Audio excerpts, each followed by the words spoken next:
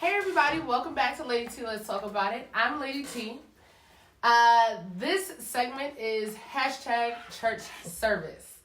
At one point, the church was a center of Black culture where we learned about politics, celebrated achievements, socialized, grieved with one another, and we loved one of each other. Almost everything we did was in the church, but now plenty of millennials our age are leaving the church. Why is that? What changed? We'll dive into that, and today we will discuss a new type of church that's forming with the millennial generation and has attracted so many people, Kanye's Sunday service. Joining me today, my amazing panelists, Justin, we have Ashley, and also Kia. There was supposed to be somebody from the traditional church, but it's okay. We keep pushing. That's what we do. So, I'm LadyyT. Let's talk about it. But, guys, our biggest ground rule is that we're discussing the church in general. So, not specifics, not specific churches, not specific leaders or members. So, no names. Let this church say amen. Amen. Okay. So, first, raise your hand if you're a fan of Kanye West's Sunday services. Really? No? I'm kind of a fan. Like half raised my hand. I don't know too much about it. Right? Okay. So has anybody seen it? Yes. Yeah? Okay. Can anybody tell me, or tell the people, or, tell Ashley what it's about? Oh, you want me to tell you? I mean, whoever knows about it. So I guess since I halfway raised my hand, I guess I'm a good person to talk about it. Mm-hmm.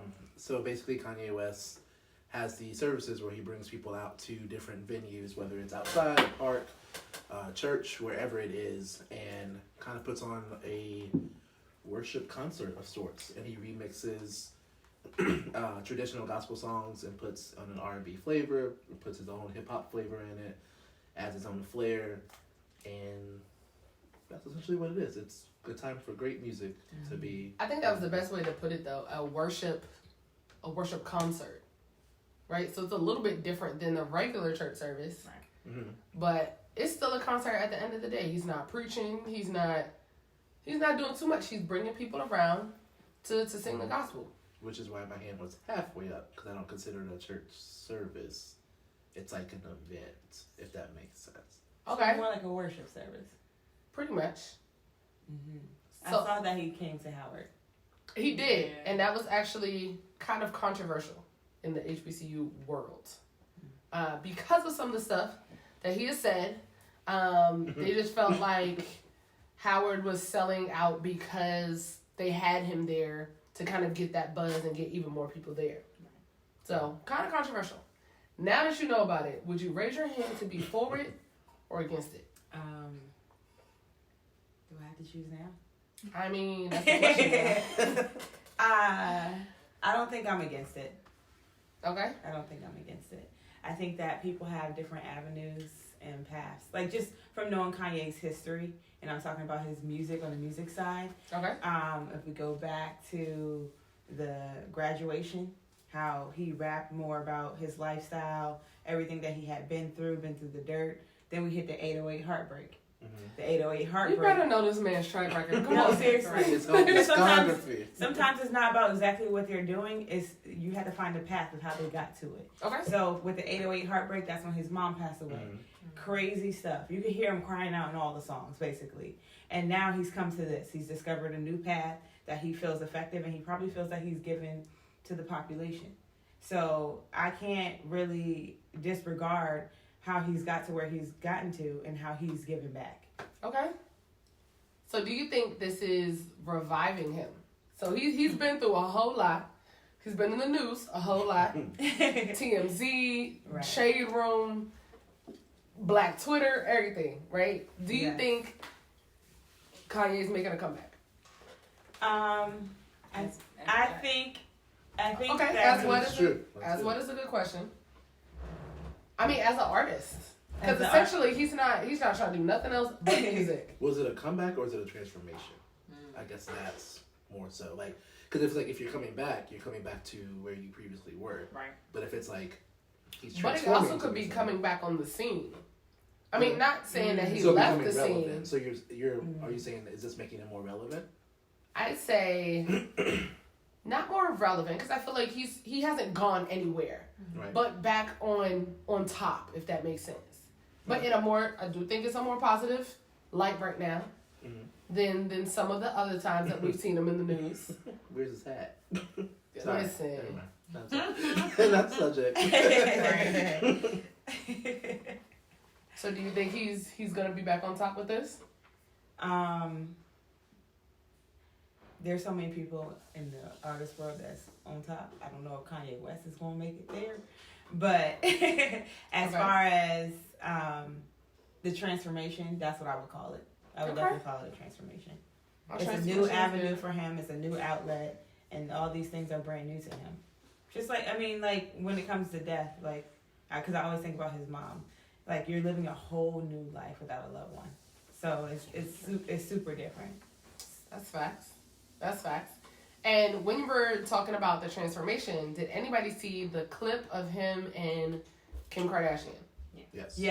Yes. Mm-hmm. Okay. Can anybody tell the people what that clip was about? Money. You think? Mm. Wait, which clip are you talking about? Oh. Are you talking about the one where him and Kim Kardashian are talking, right? And how he disagrees. He thinks that her picture taking is too sexy for the public eye, basically, right? Yes. You're talking about that clip? So basically, Kanye West and Kim were in a room with a couple other people, but he had voiced his opinion about her wearing like corsets and stuff as, you know, as a main outfit. You know, some can say it's supposed to be an undergarment, but he had voiced his opinion as her husband, and she said it gave her anxiety. So, one, everybody knows this is not Kim's first rodeo in a corset. Like, you know who you married, to be honest. And she had a corset on. That's more than something. I mean, right. You know who you married. But what he was saying is that as his wife and as the mother of his now 4 kids, that he felt a little bit uncomfortable that she was dressing that sexy. And then her kind of rebuttal to that was just, you're on a journey right now that I'm not on. So you're asking me to change my ways when this is your journey. This is not my journey. And he got up and walked out. I feel like that part was kind of agreeing to disagree at that moment. We'd never know the rest of what happened or the before or after context. But how do y'all feel about that? Like when you're on a personal journey and then that person not with you. I mean, it's different when you're friends, but when you're supposed to be in a marriage and you're supposed to be equally yoked, it's supposed to be that person needs to be maybe not the same exact journey, but at least somewhere close. You, if not ahead of you, so to speak, or on the same level as you, as your spiritual journey, your transformation, whatever you want to call it. They need to be somewhere on the playing field, because otherwise, why are you even together? But in her defense, I will say, this wasn't how they met. I agree. He wasn't in this place and space when they first met, so she's probably looking at him like, who is this person? Who is this man? I didn't marry this guy. So I feel like that, from her perspective, is fair. From his perspective, you do need to get the other person, to be go in the same direction. And I think, and I don't know him personally, but I feel like Kanye probably can be very extreme. So just from some of the music, I mean, like some of the music, but extreme. So can you imagine how extreme he may be with this journey? Like now you gotta dress like Zoe I don't know, Michelle Obama, because you on this Christian journey. Like So I felt like he probably could have given her anxiety because he's very vocal. We know that. I mean, they're both opinionated, to be honest. But also Kim may not be like receptive the same way, because look how she interacts with her sisters. Like, they don't take feedback real well. This is true. True. That's true too, but we also have to keep in mind the presentation of how it came. That whole ordeal, don't tell me what you think as soon as a photo shoot hit. That should have been like a one-on-one conversation to the side. I do, like, okay, honey, I want to hear what you have to say, but watch how you present it to me. Like you present it in front of everybody, so how am I supposed to respond? Like we should have never seen that clip. Basically. Because it Pretty much. We shouldn't have seen a lot of clips. But it's like keeping up with the Kardashians. Yeah. So we keep up with the Kardashian West. She has to be relevant too. So okay, listen. So like I said, couldn't be super extreme, but I think that was a big something in his now story. You know what I mean? Like his mom was a big moment in his life. Even this journey experience, even all the church services are big in his life. Because I know also when he went to, what church was that? The last one? New Birth? Yeah. That was controversial as well. Because they were in now a pulpit and, just him deciding to now, like vocally saying that he's going to do gospel music and coming out with the album. Jesus is King that we don't know when it ever will come out. I know. Right now it says the 25th. But that's the visual. He lied to us the first time. It's supposed to come out, not even the album. He's trying to be like Beyonce, like Lemonade, but it may not be. Everybody can't be. So, talking about church services, how do you feel about church services in general? I like them. I think I'm a church boy, but that's where I've been my whole life on Sundays. Okay. Sometime during the week and probably multiple other days. Right. Throughout the week. Right. It just seems to be right. So that's a thing. But there is a certain type of church service that I am more drawn to and like. Okay. So what church services are you more drawn to and like? I like a lively service, and by that I just mean that I like a little interactive, nice praise and worship. I like good music, so I would like the worship department to be on point. Don't sound a hot mess, please, because it's a distraction for me. So this is just me, but yeah. So really good worship, stuff that is kind of a mix of stuff too. So like kind of the old stuff, but put a new spin on it, and then like the new stuff, of course, and then just like a good balance of stuff and a good message that makes sense and I can remember something from it. It's practical as well. So do we all agree with that? Or what's important to you in a church service? So Justin, we talked about music. The message. Okay, the message is your meat. Yes, the message. Praise and worship, definitely. Okay. But more so how I feel when I walk in. Like, if I don't feel invited when I walk in, chances are I'm not paying attention to anything else that I see throughout the service.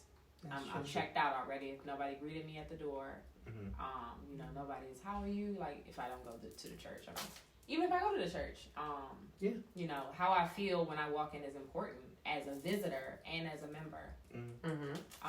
But then, like you said, the meat it's supposed to be the word, but say I don't get something from the word that day, then I should have gotten in praise and worship. Say I don't get it from praise and worship, then I should have gotten it coming into the door or by somebody hugging me or saying, how have you been? I should have gotten it at one of those points throughout the service, the welcome, the offering, something else I should have gotten out of that service. Okay. And I think that's offering. What you get? I don't know. I'm just saying. Like, somebody what told me offering how. is this? So, I don't know. Let me go to that church. We get something from the offering. Let me go there. That's a Greenleaf church. We talking about Greenleaf. Oh my gosh. Listen, but I think that's important though. Like, it's a thing. Everybody, just how everybody has different learning, learning styles. You get something different out of church services. So you may be, you may get the word through music or, the actual church service. I think I do like a lively situation. Like Michael Todd. Michael Todd is always doing some type of demonstration and it clicks for me. You know what I mean? But some may say that's too much. Because now they done gone to this huge stadium to have church. Yeah. But it allows for more people. Do you think that would be distracting if it was too big a church?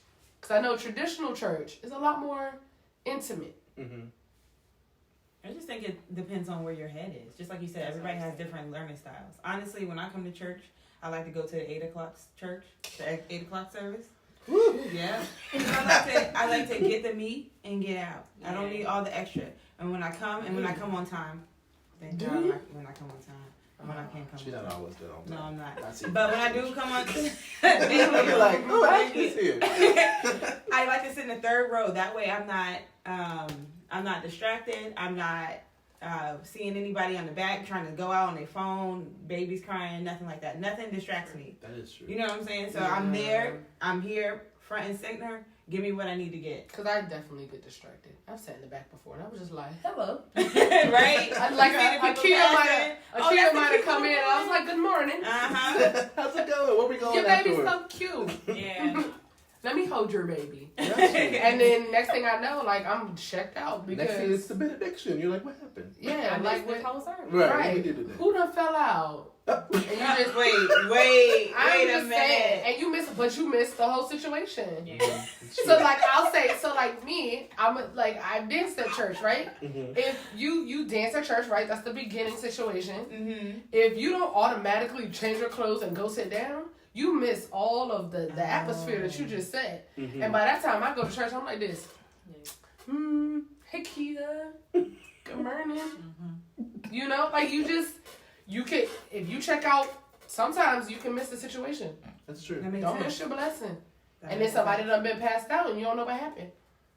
It's like, You want wow. somebody to Who is this Yeah. person that's passing out? But it's kind of like school in a way. Like, No names. You got to make sure that you check in. Like, because you can, go to a big lecture hall auditorium class, but if you sit in the front row or That the is first true. couple rows, like, and you know your learning style, like, you know how you can tailor any situation, like, to your benefit in a way. So I feel like I almost feel like when people say they can't get anything from church because the church is too big or too small, it's like you have to have some sort of level of maturity to adapt as well, I agree. like, and make it work for you, That's facts. Yeah. or go find somewhere else. But Or that. You That's checked true. out the You gotta church. find I out did. the church that works for you. Okay, so you talked about, we're talking today about hashtag church service. Use that.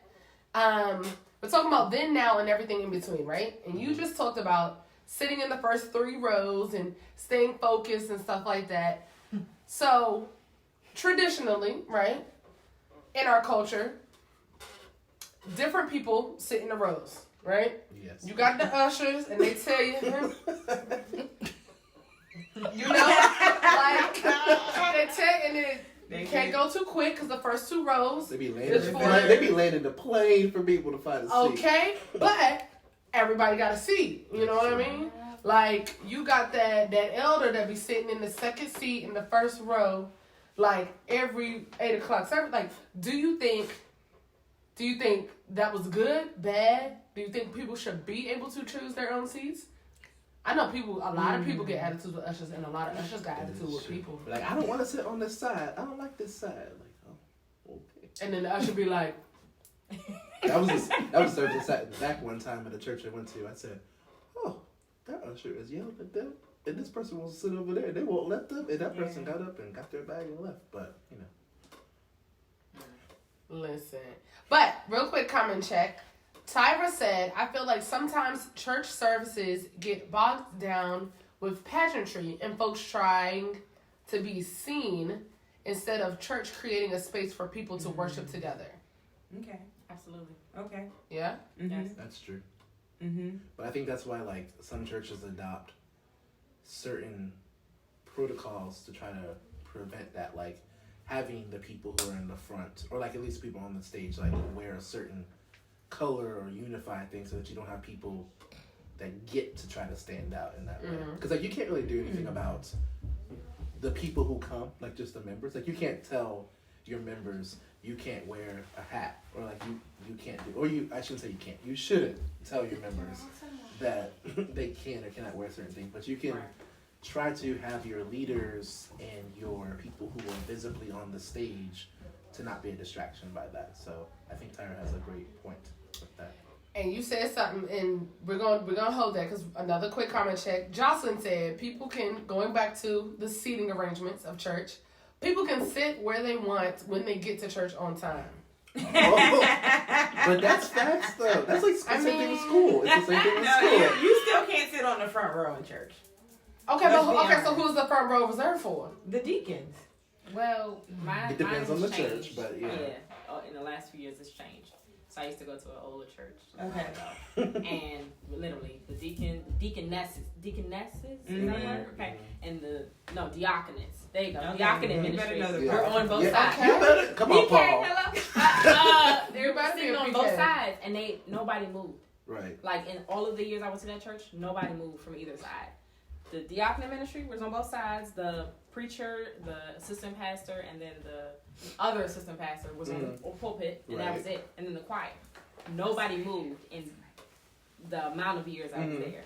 But in my church now, it's like kind of like when you get there, you get there. Right. Now we do have some people who are like, "You're in my seat." I'm like, "You can hold up." Got some other stuff, but you know. So, I mean, that's a thing though. But I think now, or do you think now? And this is a big general question because I think this is the big thing. Do you think we've gotten too relaxed in church? Oh, yes. From a millennial standpoint. Oh, yes. Because I know millennials, we can really push a button. Like, we press for some stuff. But do you think church has gotten too relaxed? And in what Too way? relaxed. In many ways. So we talked about the seating arrangements. Mad relaxed. Because just like you said, nobody moved off that seat. Now, everybody got to go to the bathroom. Everybody got to go put their finger up to check a text message, take a call, all that kind of stuff. Back in the day, I don't feel like and anybody who went to a traditional church, let me know. And I mean traditional in the sense of ladies couldn't go to church without wearing stockings. skirts. Okay? And Skirts down to the dress. knee, because now we ain't at the knee no more. And I'm wearing jeans. And jeans. And I ain't wearing no stockings because they make me itch. I'm not a fan of stockings. I'm going to let you know that now. Listen. And my mom told me a story recently, I think, that I used to put a hole in the stockings because I didn't want to wear it. So I'm in the little frilly socks looking my Sunday's best, you know what I mean? With a hole in my stockings because they itch. Like, they itch. And I'm just trying to live my best life. So you're saying that we've become too relaxed with our I'm dressing. saying, do y'all think with everything, do y'all think we've come too relaxed? We talk about the then, the now, and everything in between. I don't think so. I think we're changing to fit where the world is going. Because, I mean, if we would have stayed in that traditional church, first of all, I don't think I could have stayed there at the age I'm at now. Thinking, like, if I can't come as you are, as it's supposed to be, then it's a problem. It's supposed to be the church, a safe space. So I think the church, or at least I'll speak from mine, is trying to change to fit how the world is going. Not necessarily changing our beliefs, but changing to welcome more people in. Okay. Because I don't think it would be sustainable, at least from the dress code type of thing of the older churches I went to, and churches evolve as time goes along. Like, I used to wear suits every Sunday and like slacks and vests, and now I have like jeans and words on shirts. And you're still the same person, right? Yeah. Still the same person. Right. Yeah, I was going to speak on that from living in Florida for a year. When I went to churches down there, I'm talking about you could wear like a maxi dress. The whole shoulder coverage thing wasn't like in effect. That was definitely no. Wearing flip-flops and like a skirt. Yeah, it was super relaxed, but it was still super effective. Everybody came, everybody enjoyed, people in the parking lot greeting people. I loved it. I was like, wow, I never realized that, like when you taken out of your regular world and put into another world, you're like, okay, this actually works for people. People aren't, and this is how I feel. Like, if somebody is stressing over some shoulders, you got problems. If you sitting over some shoulders being exposed, you have surprised. But I do think that goes kind of hand in hand with Ms. Deshawn's comment. She said it's not about what we wear, but what is our heart's posture. And that's a big thing. But I feel like it's like a darn if you do, darn if you don't. You know what I mean? Like, that definitely accepts more people with a more relaxed dress code, because everybody may not have that Sunday's best outfit. You know what I mean? That's true. But I feel as though we can't negate the fact that your shoulders should be covered, because maybe that's not our downfall, our sin, our, you know, whatever. Mm-hmm. Somebody gets turned on by some shoulders. Like, for real. I'm just saying. No, for real. If a woman comes in with a more form-fitting outfit, everybody, the church is full of broken people. Everybody ain't completely saved. Like, everybody's trying to be like Jesus, you know? Whether you in the traditional church or, you know, our new relaxed wave. But the church is full of broken people. Like, everybody's trying to get saved. Right. So my thing is, and I'm not saying this is me, but if you have somebody who comes in who they're sexually active, or sex is their, you know, their hiccup or whatever, their sin, and I see some shoulders, I'm like, dang, like, now I'm tempted in the church. You know what I mean? And I think that could be the mindset. Definitely the older generation let us know. But that could be the mindset of why certain rules were set in place. Because I feel like there's rules for everything. Like, it's a guidance. Like, well, the Bible even like tells us not to do things that would cause people to stumble. So I guess, like, if we think of it from that perspective, when you get dressed going to church, or just your everyday life in general, because you shouldn't have people stumbling any time of the week. Right. But, like, is what I'm putting on going to affect somebody else? Now, that's just, you know, one example of it, because you can make people stumble in several other ways as well. Like, if you know someone's weakness is gossiping, you shouldn't gossip around them, because then they're going to fall into it. But we were talking about dressing, so, you know. Absolutely. And I think some people in the comments are basically saying that they're tired of that excuse. People were sinning when they wore long skirts as well. That's true. I mean, if so you want I it, guess you're gonna get it. Huh? I mean, if you want it, you're gonna get it. He said it. I'm just saying. Yeah. So Danielle said, I remember when jeans with holes were not a thing, form-fitting clothes, all that. Okay. All for that very reason. Like, I mean, because that's just like if somebody is their downfall is drinking, would you consume alcohol around them? I mean, and I guess everybody has their own battles that they have to fight themselves, but aren't we supposed to help our brothers and sisters get up? Like, essentially, you're like, okay, well, that's your issue. Boo boo. Like, I'm going about my little married life. So, okay. So, are we too relaxed? I think that was the question. It was the question. Do you think we're too relaxed? I don't think so. I don't think so either. Okay. So what would y'all want to see at your church that isn't there? And not you specifically, just church. Is there anything? Diversity in leadership. So, That's like, a big one. Your leadership are the people who govern. Well, no, I'm sorry. God leads the church. Your pastor puts out the instructions, and your leaders are supposed to, like, carry it out.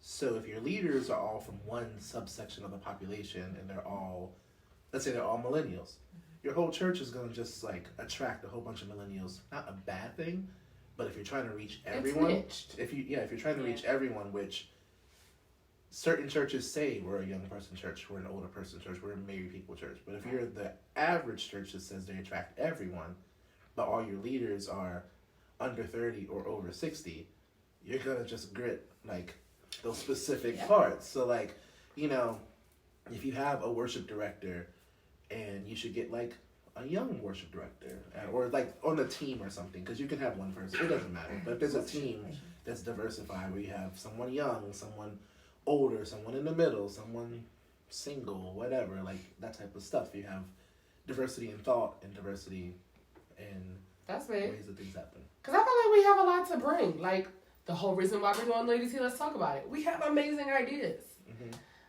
Diversity in the church. I like that. And leadership. I'm sorry. Anybody else? What's it? Need more in the church. What is something that you would want to see in church that isn't there? I think something for everybody. So, like, ministry for everybody. Like, I know my church was exploring the spiritual gifts and how there are more than just dancing, preaching, singing, miming, usher. There are more than just those 4 or 5 gifts. And for people to explore them, of course, they have to have their own journey, yes, but we need to have some kind of outlet for those people to step into. Like if they, like we had one young person, he's a rapper, like, and he's one of the first in some years. And at first it was, you know, taken some type of way, but now people are like more accepting. The Eldons, you know, they love it. It's like you can conjugate all this stuff, right? Okay? Church vocab, right? It's a class. Can you have the church vocab? Justin got the logistics of the church. I know. Listen, Ashley is the historian. Y'all better. But yeah, so definitely having something for everybody. Each ministry, or even if it's just like subsections, like it's one big, like if it's missions, and then you have things under that, or if it's like we just got a sports ministry at church. Like it's something that needs So what to be. does the sports ministry do? I mean, they Is that have not out there yet? Like you know, No, it's out it's there. on the hush hush. Right. No, it's not. Well, it's But there. they- It's a sports ministry. So we do different events like field days and stuff for the church. That's what's up. Oh, that sounds fun. That's Oh cool. wow, My mama. that's cool. Shout out my mama. Sorry, shout out. Right. Okay. Danielle said involvement. That's something she wants more. So definitely expand on that, Danielle. So involvement of the church in what, or you want to involve more in what? Because, like I said, millennials, we got good ideas. We got good input. Mm-hmm. I want to see more transparency. I don't know if y'all remember when we did the fast and people were talking about their breakthroughs through the fast. Mm-hmm. I think that it's important for us, and even Pastor Jones mentioned it today, like be transparent with your children. And it goes back to mental health too. My mind all over the place. But like, let us know like what you struggle with and how you overcame. A lot of people aren't seeing that. We're just seeing like, okay, give it to God and God will handle it. No, tell me exactly the path of how you got there. I want to know your perspective. I want to know your insight. I want to know your intake. And I think that the more transparent the church becomes, okay, yes, I struggle with this. Okay, I'm not perfect at this. Okay, I'm flawed at this. That's why God loves you just the same. Come on with me. You know what I'm saying? But do you think that level of transparency would have people not trusting in a way? Because essentially, and this is just the big picture, drawing it out, adding a little color to the canvas. Do you think, so like if you had a pastor and it was like, well, I'm flawed at this, and this, then it's just like, why follow you? You know what I mean? Why? Well, I'm not just talking about the pastor being. I'm talking about people, because when I said the breakthroughs, like people were getting breakthroughs from different areas and parts of their lives in their past. That's what I feel. Okay. And it goes back to being like inviting in the church. Yeah. So if you're going to be real and upfront, I want to be there.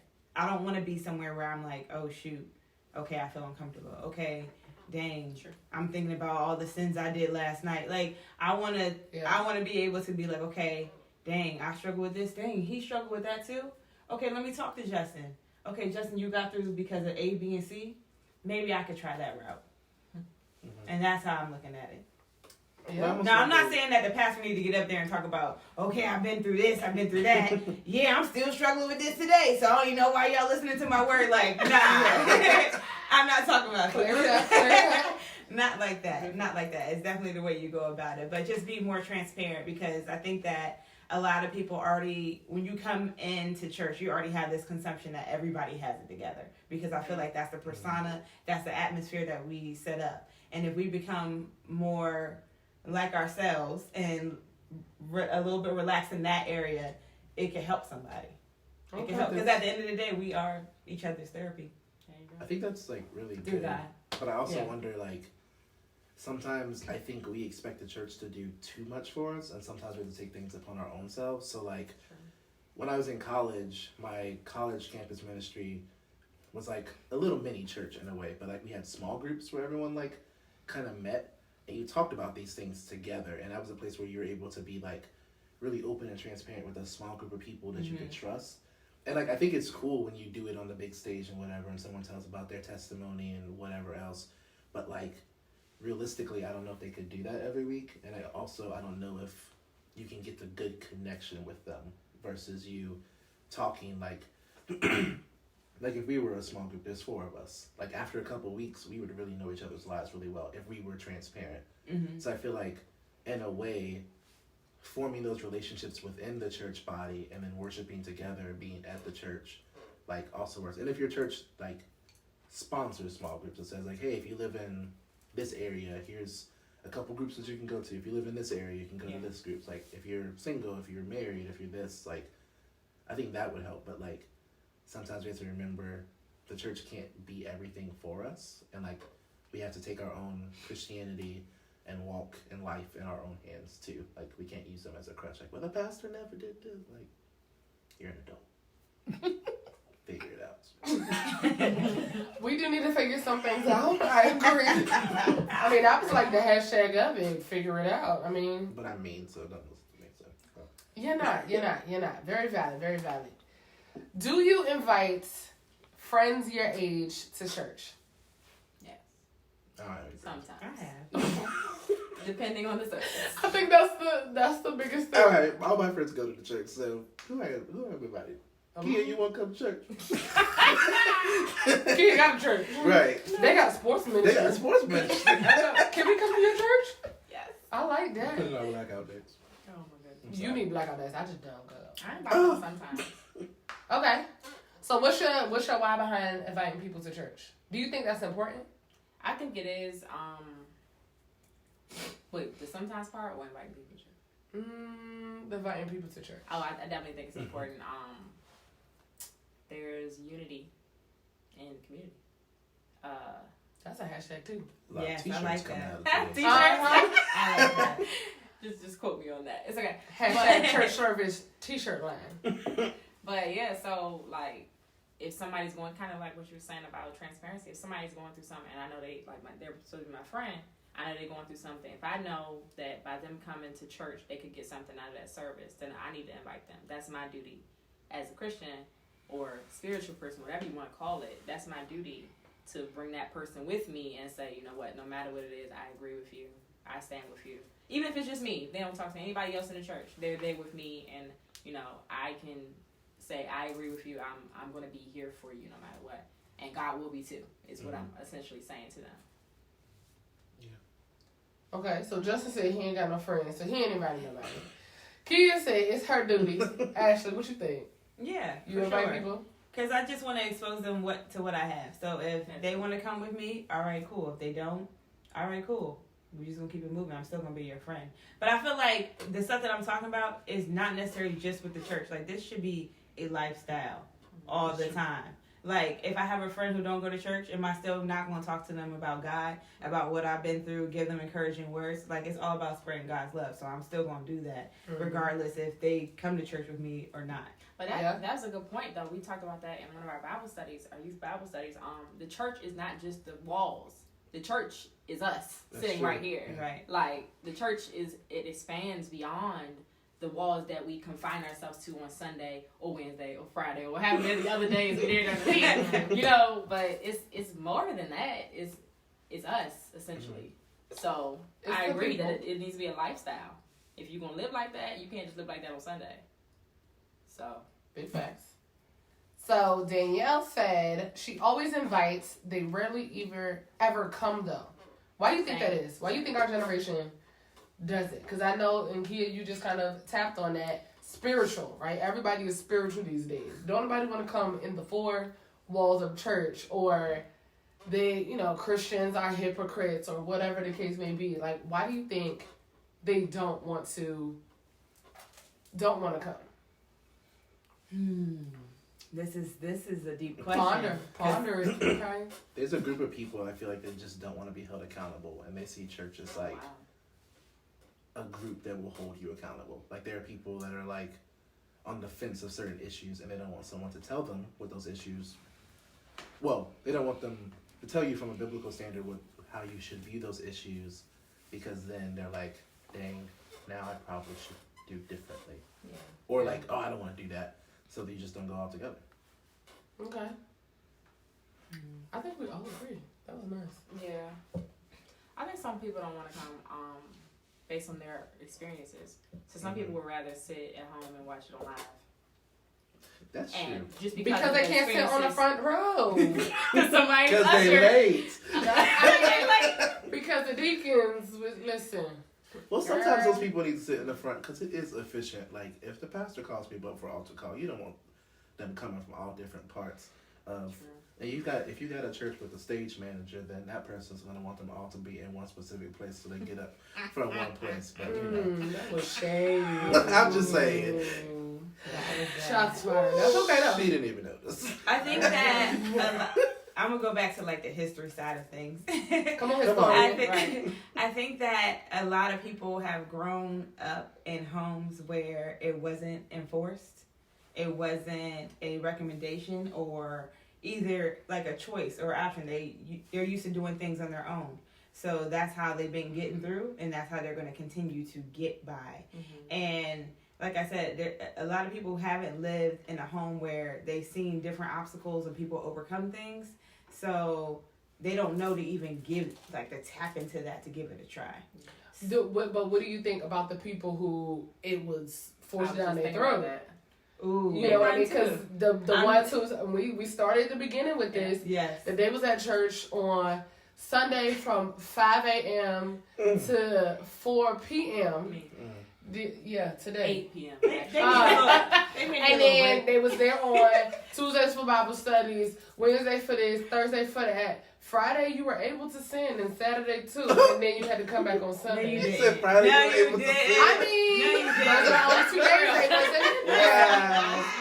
Essentially, but they're burnt, because I think a lot of millennials talk about, without this word, being burnt out. Yeah. Like, if something's forced down your throat and you just know it as a routine and not a lifestyle, and I think actually that goes back to your talk about being transparent. Whose parents were transparent enough to say, I'm going through this, I prayed about it, I gave it to the Lord, all this some kind of stuff, this is how I got through. Like, you don't know what your parents go through. You don't know how this helps. You just know this is happening, mom's crying at church, you know what I mean? But you don't know to be able to tap into that. You know what I mean? And so you get to an age where you can make your own decision and you're like, nah, we're good off that. But I think also, like, you know, in your very well-written introduction, I won't just would say that I feel as though the church, like, isn't a center of, like, black culture anymore, too. Like, I think the church's emphasis is, through the generations, has declined and, like, waned. So I think that, in addition to being burnt out, like, if something, you already don't value it and then it's burning you out, you're definitely not going to deal with it. Yeah. So whose job do you think it is to get that person to see value? Kind of in your journey, because I feel as though you're possibly can be raised to see that value, if that makes sense. So it's not until you really go through something that you're like you have either no way to get out of it or you have multiple options, and you gotta choose one, right? It's almost like if you're not hooked in the beginning, like something, I don't want to say bad, but like something bad kind of has to happen to bring you back. Like, and that's not always. But not necessarily bad, but I think it's something that has to be like significant, and then it has to be something that individual is yearning for. Like, if you're seeking that, then God's going to find you. You know what I'm saying? But if you seeking, okay, I'm about to be self-made, I'm about to be self-taught, I'm self, then you're going to be by yourself. You better. That's it. But there's a huge emphasis on, like, being by yourself and, like, being independent and being self-made and being your own boss and being your own and this and this and that. Like, I almost feel like our generation doesn't want to be with people in a way. And church is everybody says they're not, like, I'm not a people person. I'm with that. No, I think. But if you think about it, you were right. Our generation, we don't want to be around people. We don't want to be held accountable, told about ourselves, shamed. Like, you can't say nothing to nobody without some type of sensitivity. Right. But you also can't say something to some people and mean it out of love. Sure. Like, even if you call somebody on something, for them to know that you meant it, it didn't come from a malicious place. All they do is block you now or unfollow you. Shade. But it's okay. We're going to keep pushing. What's the difference from the church now and the church of yesterday? We need some older people up here to answer that question. So, Well, I don't think so. I mean, I think. No, I'm just kidding. I think we were like, I can't say all of us, but I can speak for myself. I was raised in a more traditional church, and it slowly became more contemporary in different churches I've been in because I've moved. But I feel like there was more community in the older churches. Like I don't want to say like everybody knew your business because that sounds like a bad thing, but like everybody knew who you were. Like, right. Hey, how's your name. I heard you got all A's on your report card. Or like, hey, you know, you went to homecoming, great thing. Like, how's that going? How's school going? Blah blah. Yeah. Like, Everything was intentional in the older churches. But I think.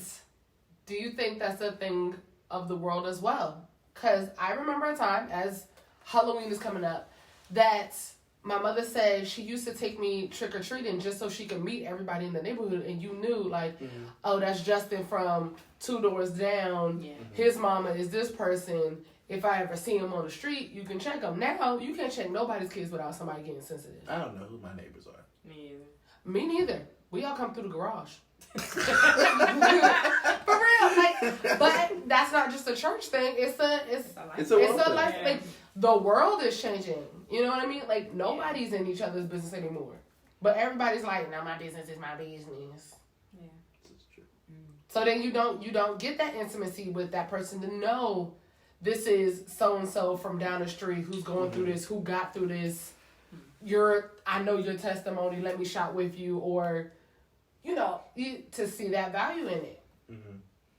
It's true. Like we don't seem to do life with each other the same way that our parents and the previous generations do. And They all knew each other. Neighbors, you knew your cousins. They knew. You knew the aunties from out of town. You knew when they came back in town. Like, I'm just talking about, not me. Watch I was a my house military for child. me. But yeah, Right, they knew. And you knew. Oh, that's bad Bobo over there. You better get off that tree. Your grandma about to come outside. Like, stuff like that. But also whole neighborhoods like did stuff together in the Yeah. States. Like I remember visiting my grandma's, both of them in Arkansas, and like the blocks, everybody was either Block parties. somebody's Those are so family, cool. hanging out with each other, Never going been to to the one. same places. Like we don't. Like I said, I don't know my neighbors. I wouldn't hang out with them. I don't know that. I wouldn't. Listen, Danielle said she hasn't seen her neighbors since she was a child. Oh. And to this day, she doesn't see neighborhood kids outside. Listen, because it's a whole other world. Oh, yeah. You can't play outside. You can't. Kids don't don't go play outside. no more. Kids They don't stay at play. the This mall. is what they want. They play Fortnite. All They that. do play Fortnite. But then it's also a different world. You can no longer go outside and like Just be out play there until the without your street lights parents. come on. Yeah. Like Right. you can't do it. But It's true. you just can't do it. So Fix it, LadyyT. comment check. Miss Bessie said, you just answered it. The difference in the church today is our individual intimacy. Do you think you agree or disagree? That's well said. That's well said. I You better go with your I mom. That's agree with my smart. mom. That's well said. I do think that's well said as That's well. well said. Nobody wants anybody in their business. Like, don't nobody, it just... They don't see the value of people in their business Yeah. because. But like, and then that's that also just a goes bad- to it's a the bad- village. Like, don't nobody trust their village no more. Mm-hmm. It's only when they're If I'm doing gonna good struggle, stuff. I'm gonna struggle alone. Right. By myself. Why? Yeah. Like, why? It don't have to be like that. That's horrible. Listen, so pride is in the way. Pride is in a way. Everything's in a way. Everything. Do you think that's a generation thing, or do you think that's... I think that's the way we've evolved in this world. Technology, everything wants us to be alone. Everything. That's true. Okay. So, what could the new church stand to learn from old church, and what could the old church learn from the new church? Mm. I got that one. All right, let's think. Okay. Can we flip it? You will do the last part Yeah. first. Okay. So, what can the old church learn from the new church? That change is going to come.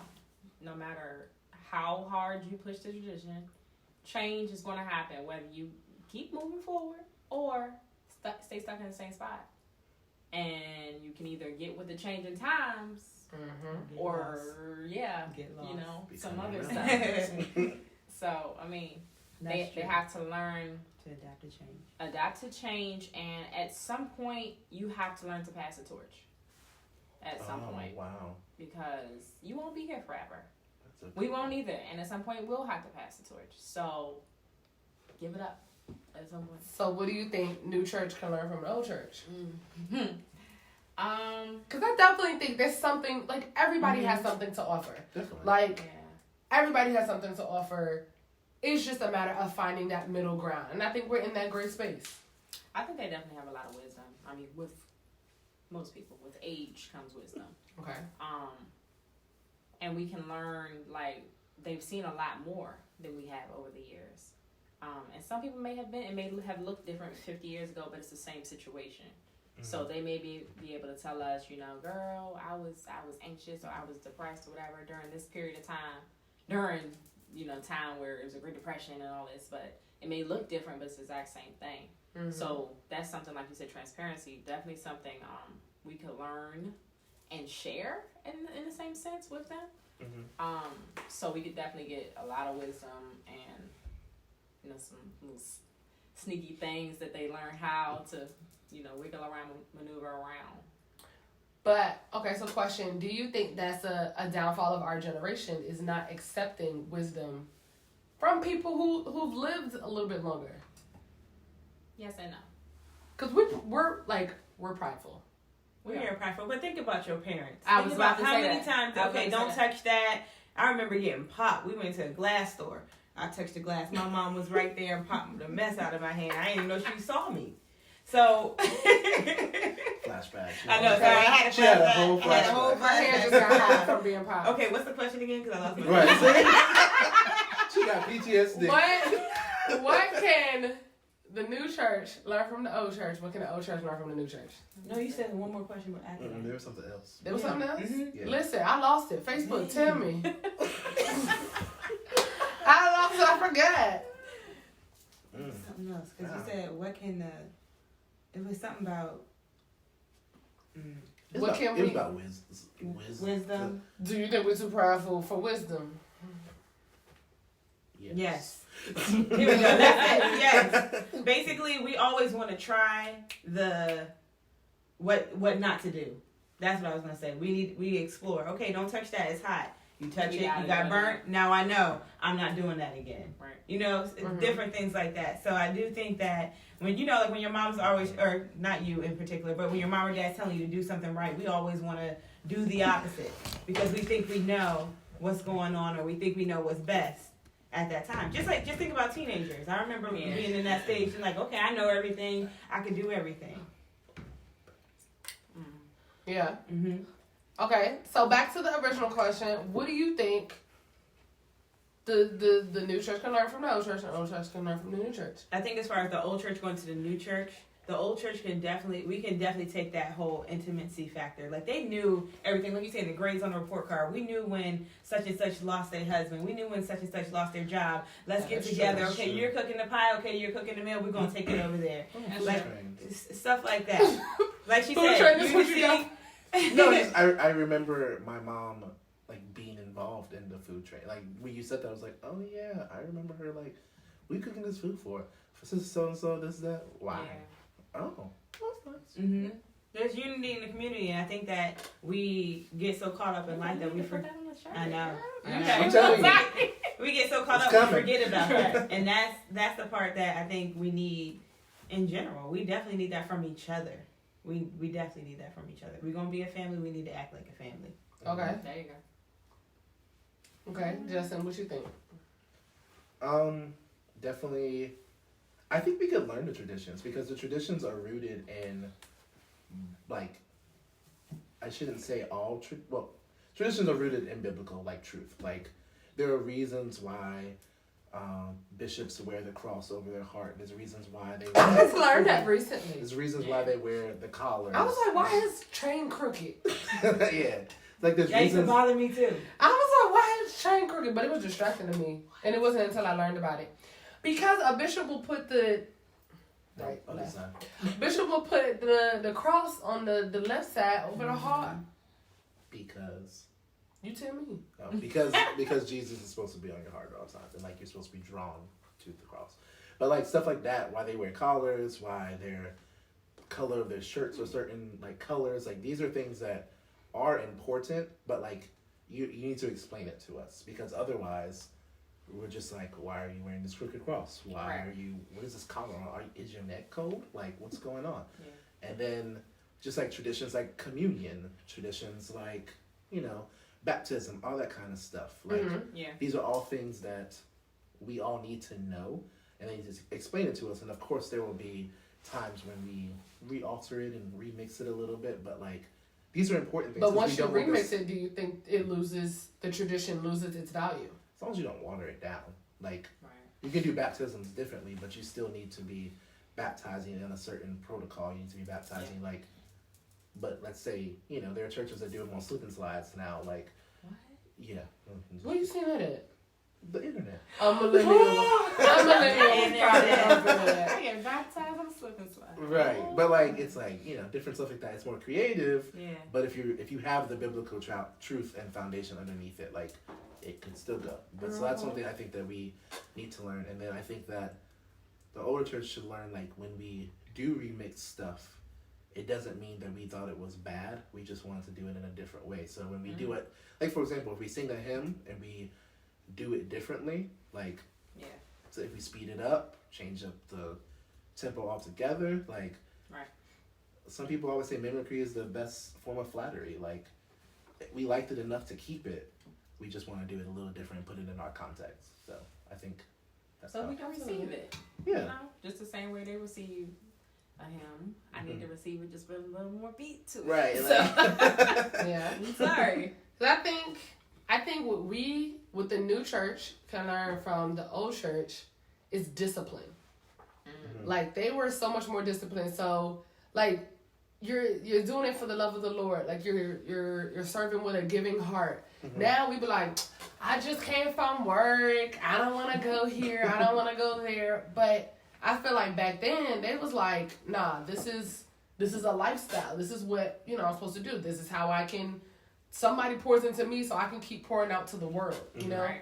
So being outside of those four walls, they had discipline, and I feel like they held the tradition to a high standard. Mm-hmm. Just and it's not bad. I feel like discipline is the biggest thing that they had that we don't have Right. as a generation. But I think what they can learn from us is that creativity and acceptance. Because I feel like our generation is mad accepting of a whole lot of stuff. Some stuff that we shouldn't be accepting of. Right. But, just like you said, if you walk in, I'm going to be like, hey. But we can also be like, who was that? What she She have ain't, on? yeah, she don't. I should smell like that. So we're either, like, we're mad extreme, to be honest. So it's hard to even say what they should get from us, because they trying to get from us, and we sit here like this. Like, We don't even know where we want to be. we don't, and we're so out of the box that, if they say, okay, what do you want us to do now? We don't know. Like, because I remember at one point in time, I've been to a meeting where they've asked, like, what do you guys want? And we were like, I don't know. We just know we don't want this. Right. But we don't know because... Once we get it, we know that's it. Right. You got it. But then that goes to that member on leadership. Mm-hmm. Sure. Being that representative. I get it. So you said discipline. You mean discipline in serving or discipline? How? Disciplining and serving, for sure. Like, even on Sundays, to be honest. I know our generation, we be like, oh yeah, we got a 10 o'clock service. We'll get there about 10:30 because it's not that same discipline. If you know on Sunday you got a 10 o'clock service, you'll be there by 9:50, 9:55 so you can get that front row seat. Like, they had that discipline. They knew That's true. to lay all this stuff out the night before. Mm-hmm. Like, you not doing a whole phase. You put your face on in the car because you got to get there by 9:50, 9:55 before church starts to do this. You knew. You know what I mean? Just like your job, we're a lot more relaxed with that type stuff. Because I feel like it's not held to that higher standard like I feel like the old generation had it. Mm-hmm. Yeah. If that makes sense. Okay. So, if anything, what do you not like about traditional church? I say stockings. I say wearing black and white on first Sundays. I think I'm scarred from black and white. It's just, I'm sorry, I'm not gonna get onto that. I think it's like Stockings make me itch. And black and white makes me hot. And you gotta wear a tie. It's just be hot. It be hot. Honestly, I don't really care for black in the church.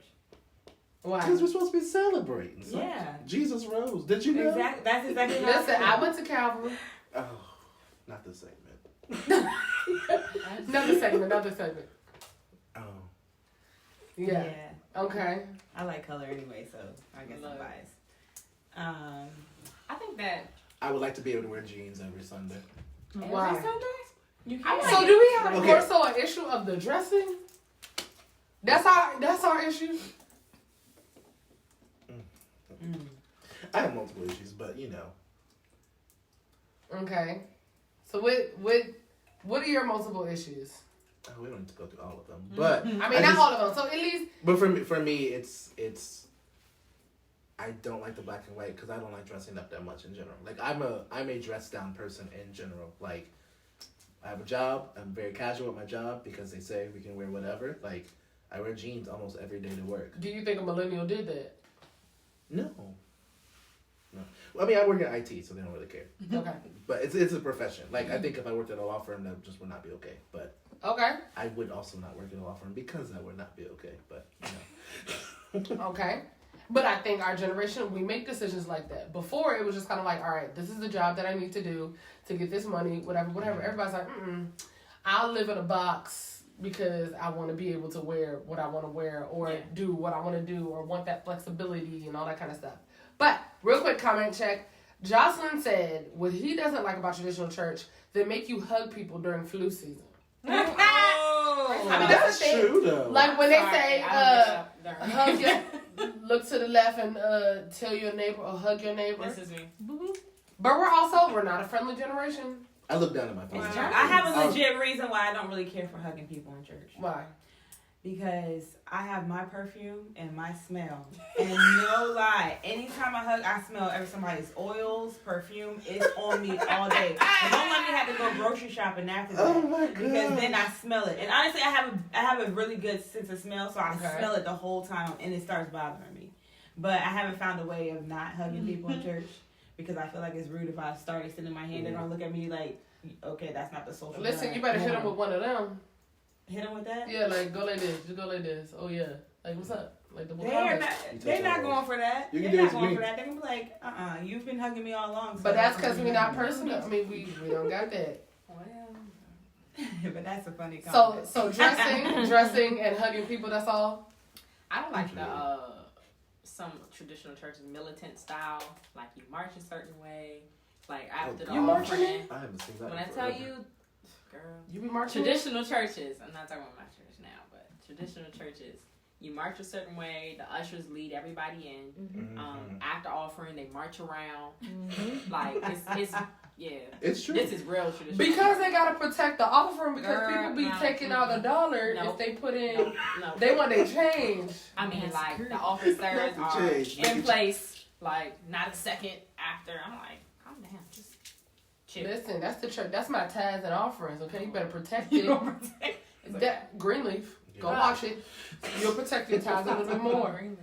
It's an amazing show. No. But I think that's a poor portrayal I mean, it is. of some truths, but you know. But it's TV at the end of the day. But for people that don't know, like they don't go to church, like, see, that's why I don't go to church. Okay. So, if anything, what don't you like about the new contemporary church? I think we almost want to change too much. And it might be we want to change too much at once, or it might just be we want to change too much in general. Like, because, again, if your church is multi-generational, you can't have the lights off all service because that's not what everyone wants. I wouldn't personally care, but if you have older people who prefer to be able to see everything and they like can really see like with traditional halogen lights instead of the neon flares we got, not everyone wants flashing lights around. Not everyone wants smoke, like that kind of stuff. Like, I think sometimes we have to just be aware that there's a time and place for everything that we do. Like, if we had a youth or young adult night, that's the time to bring out the smoke machines, the lights, everything there is. Some Sundays you should bring it out as well, but like, for us to expect for people to fully conform to what we want is just not fair. Yeah. Okay. So, let's discuss, and this is kind of going back to the top, what we originally started with Kanye West, right? Let's discuss Snoop Dogg and Kirk Franklin, along with Kanye. Are we holding them accountable for their posts or for their past and not giving them room to grow? So, we talked about Kanye and now going from secular music. Now he says he just wants to do gospel, right? He, just became a Christian. He is on a whole new journey. Snoop Dogg did it before as well. Said he wanted to do gospel. He did a album, had Marvin Sapp on there, just very notable gospel artists who aren't in a secular realm, right? And then Kirk Franklin has definitely pressed the mold, you know what I mean, trying to break out of that by putting secular beats with that. Do you think we're holding them accountable for their past or not giving them room to grow? Because I know Snoop is real controversial right now. Well, not right now, but he has been real controversial. I say let them live. I don't know what other way to say it. Let them live. I will never live their lifestyle. I will never know what they've gone through. I will never know what they've been through. If they want to do this and their pure intent is to bring other people closer to Christ, let them do it. Okay. I don't care what your past is. Is it up to us to judge their pure intent? I'm not up to judge. I'm not supposed to be up to judge nobody. I mean, I don't have a hell or heaven to put you in. So it's not for me to say. Yeah. Now, I wish you the best, and I hope you're effective, and I hope it reaches somebody and changes somebody's life. There you go. That's facts. Okay. I feel like that's like a song. Like you just summarized it.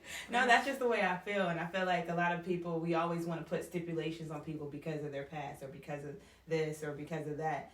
I'm nobody to say anything. All I can do is sit here and be like, okay, I love God, you love God, you're going down that path. All right, I wish you the well. I'm choosing to go this way because this is what I like the most, and this is the people I want to reach or help.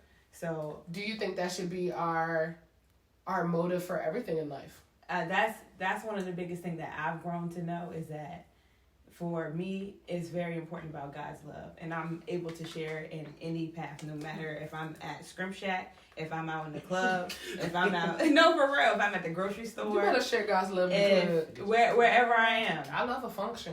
Wherever I am. I'm like, I love Jesus, do you? Let's go. It doesn't matter where I am. It matters what's inside. And as long as this love inside is coming out, and I've gotten feedback knowing that, okay, you affected me this way, and I've done better because of what you said, I'm living right. Yeah. Do you think that mentality would have more millennials in the church? I think if we were more accepting like that, talking about God's love, because I know there are so many people who don't go to the physical church, right? Who like we said before, talked about being spiritual and stuff like that. Do you think living like that with a more accepting view would bring our people, our age group in? It's so controversial because we're supposed to be open, but then we're not supposed to be open. So it's like, okay, where is the limit? And right now, I don't think we have any boundaries in the limitation of doing so. Mm-hmm. So I think it's more of a personal choice of how you go about it. Okay. Because I don't want to exclude somebody. I don't. I want you to the same path of how I got to thinking and how I know God loves me. I want the same for everybody else. Okay. Now I understand that it might be a struggle for you to get here or that person to get there, but no matter what, like as long as you're reaching to try, let it evolve. Let it evolve. Okay. Sure. So do you think that Snoop, Kanye, Kurt can bring people to Christ because they're of their different avenues, right? Yes. So the same people who follow Snoop, not the same people who follow Kanye, who not the same people who follow Kurt. Like they're completely different, to be honest. Like Snoop got them people drinking the wine, smoking them tweeds. For real, somebody could be smoking them tweeds and listen to his gospel album and and decide to walk in a different way, right? Like, do you think we should give them that room to do that? Yes and no. Yeah. Like, so for me, I know for me that would never be my cup of tea. Just because, I mean, it's Snoop to me in my eyes. Like, you Snoop. I'm not judging So we holding him him for his past? Not at all. But I know if he put out gospel music, I probably wouldn't listen to it. Now, I'm not shaming nobody else for doing it. It's a couple of tracks on there, though. However, So I was bumping in the car. I was like, I didn't buy it. for me, it'd like, be it was like, a vibe. if he would have put that out and somebody would be drawn to Christ and they'd be like, oh yeah, God this and God that, I would then direct me to be like, have that discerning spirit. Okay, are we talking about the same God here? Like, that's my whole thing with it. Like, if the intent is not pure, and I know that in my soul, I don't want to do it. I'm sorry, whoever it is. Cause old girl that did the with Nicki Minaj, who was Tasha that? Cobb. Yeah, Tasha Cobb. They got on her for a minute, They did. and she just now getting back. But the thing, and I think that's, like we've been talking about, trying different stuff. Like, you tried it. She wasn't the right one. Yeah. Like, it was a flop. The verse was trash. The verse was trash. We listened to all of it. But, like... What? You got the angel shooting people now? Like, what? I'm sorry. But that's true. Yeah, that's true. But, like... I do. If Kanye's on his whole journey, right, and he's going to do only gospel, the same way you expect your preacher to lead, your pastor to lead, or somebody to be representative, right? Mm-hmm. You would want that person, whoever it is. So if my friend doesn't know God and I'm trying to get that person to come to church, they're like, no, I don't want a Kanye church. But I know he's still out here doing whatever. Wildin', that's my only thing with it. It's like... Okay, so I got a question on that. Yeah. So, yes, understood. What about the gospel artists who've never been secular who have scandals? Same thing. Because Ty done been through it. There's been... Everybody goes through stuff. And I would never say, like you said, I would never judge and say that I'm perfect. However, for me, is what I'm talking about. For me, I would want to lead a person that I know could come back to the same God that I'm talking about versus something I don't really know. Like, I'm not going to invite my friend to church and they say, nah, I'm not coming to that. And I just say, oh, go watch Kanye. That's what I'm saying. I'm not doing that. That's just me. However, I'm also not going to bash him for his journey. And I do hope it's pure. Mm-hmm. I do hope and definitely his efforts, though. And anybody else. Even Nicki. Oof. Even Nicki. Hey. It's almost like, for me, I don't judge them for their past because everyone has a past. But for me, it's more so, what are you doing with your future? And that's what I'm saying. So for one, Kanye, we still haven't heard the album. The album probably never gonna drop. Who knows? But if it does, and it is like a gospel album in whatever way, whether it's traditional, contemporary, urban, however, as long as his life lines up with it, then it becomes like a true gospel album to me. But if it's not, it's just good music. Like, I think that's the difference for me. With gospel comes... I feel like that's the best way, I think. Like, I feel like with gospel and Christian music, there is so much of a responsibility of not only having good music, but living a life that fits the good music. But, like, Kanye could have an amazing album. And it probably will. His production, he's amazing. You can't take that he's a great producer. Like, the Sunday services, great. Like, the harmonies, everything is awesome. But it's like, what is the substance behind it? Yeah. And I think that's the difference between listening to regular music versus gospel music, because gospel is supposed to be leading you somewhere, in my opinion. And if the music doesn't really lead you there, then it's good music. Yeah. I'm not trashing it whatsoever. Like, it's just not my thing. Listen, that was it. I mean, what you think? I was just gonna say, like, the same way Kanye can make, like you said, it would just be good music if it doesn't, like, reach you, right? Mm-hmm. The same thing is with gospel artists. Some gospel artists can sing amazing, but they're not ministers. That's true. Like, I wouldn't direct somebody to listen to somebody, that's not going to help change their heart. Versus somebody who's supposed to be ministering to you. They may not sing all that good, but but that's also something we have learned. And I gotta remember that. Absolutely, and we get that. So that's exactly what I was gonna say. Is like, what if that Snoop Dogg or Kanye West is ministering to somebody else? Yeah. I mean, because essentially that's where my prayer comes in. Everybody's at a different whatever they're receiving is from God. Mm-hmm. I mean, that's what I meant by their intentions have to be pure. Yeah. Because we are supposed to grow as well. So Snoop Yeah. Dogg may be the starting point for someone. And I'm not saying that he can't grow, because Snoop Dogg could evolve with it as well. True. I haven't seen it, but that's whatever. But like they I may think start that's with big. Snoop. They may start with Snoop. Because this but could they may make definitely, it I to mean, somebody they could else. definitely be the open door that enters them, Yeah. puts them in. So my thing is, if somebody who doesn't go to church at all, they see Kanye's church service, one, you're already kind of, especially in the black community, you're already kind of in that. You know what I mean? So that way, if you do go to a church, you can somewhat relate to it. You know what I mean? You say, oh, You got some foundation. You have some foundation. Yeah, that part I like. like Yeah. you have some foundation, and then you can grow from it. Because True. everybody's not in the same space spiritually. Everybody's not in the same place in life. You know what I mean? Just like I said, somebody could be smoking them tweeds. For real. I'm just saying, drinking that wine, smoking them tweeds, and they follow Snoop when he was drinking that wine, smoking them tweeds, and now he's living a better life.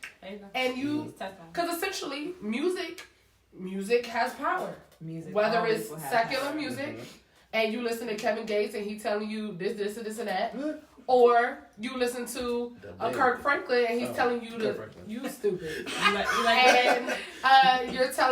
Kirk Franklin is telling you to smile. You're the boss of your own day. Don't be happy, have joy, because can't nobody take that from you. Like music is always gonna do something. You know what I mean? So if that's the open door, I don't think that's necessarily bad. You know what I mean? It's true. Because then I think it's up to us to then, especially because we know about it, to then grab that person, welcome them, and then and then show them that way. You know what I mean? Yeah. It's just kind of like that starting point. But that concludes our segment of the day. I thank and love my panel so much. Okay, these people are amazing. Everybody who commented, I thank you as well. In conclusion, the church is an ever-growing, ever-evolving, living, breathing entity. You shouldn't throw away all that got us to where we are, but definitely need to embrace what's going on, because you just imagine that if they thought Kirk Franklin was radical and now we're radical, we can imagine what the next generation will come up with. As always, thank you to my panelists, production team, and my viewers. I'm LadyyT. We talk about all the taboo stuff here and things that make you go, So, if you went, stay tuned for next time. And I'm LadyyT. Let's talk about it.